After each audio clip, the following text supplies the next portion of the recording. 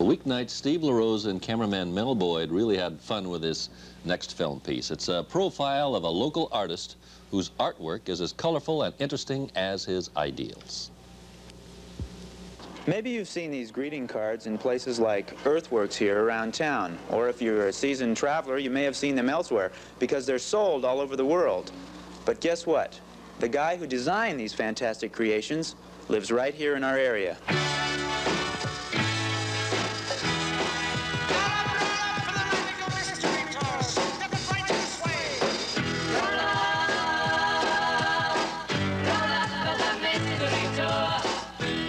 Well, I get all kinds of reactions. I get people see mystical events, they see religious inspiration, a lot of people see romantic things, and I think that's great because I don't have any personal philosophy that I'm pushing on anybody, and I like the idea that different people interpret it in different ways.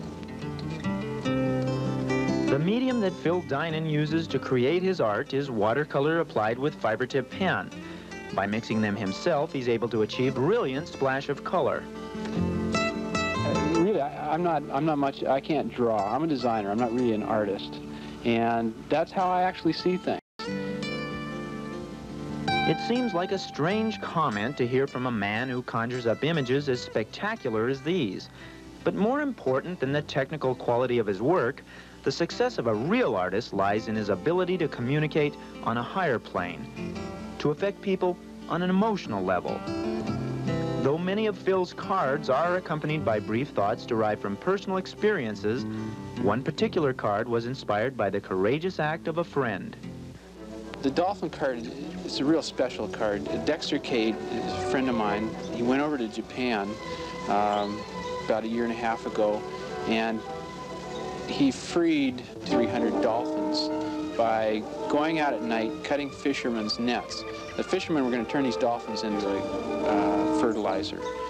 And not only did he cut the nets and free the dolphins, but the dolphins, because the water was sort of bloodied up and they were confused and frightened, he actually would lead these dolphins back out in the ocean. He spent all night swimming out there. And you know, something like that, I mean, it's courageous. The guy's a modern hero as far as I'm concerned. This card here, which is one of Phil's favorites, has real significance for him, and for a very special reason.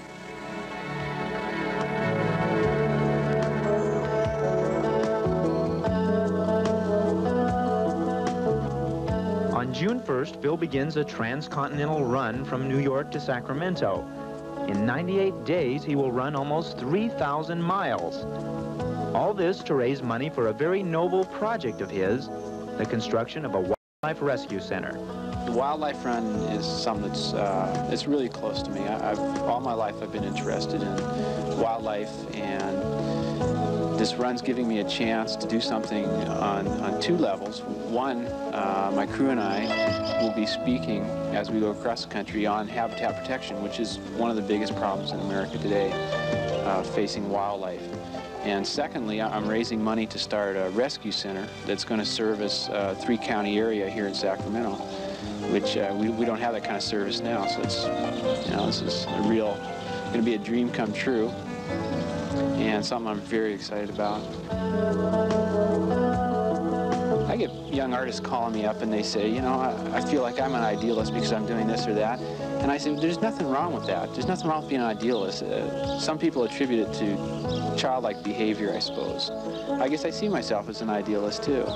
Fantasy, think it's the best of me. Oh, the candles can do miracles. Just you wait and see.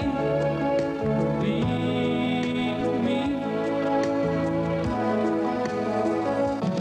Just a dream of the wind to carry me. Soon I will be free. Beautiful. They Looks a certainly lot are. like springtime with those beautiful colors. Gorgeous.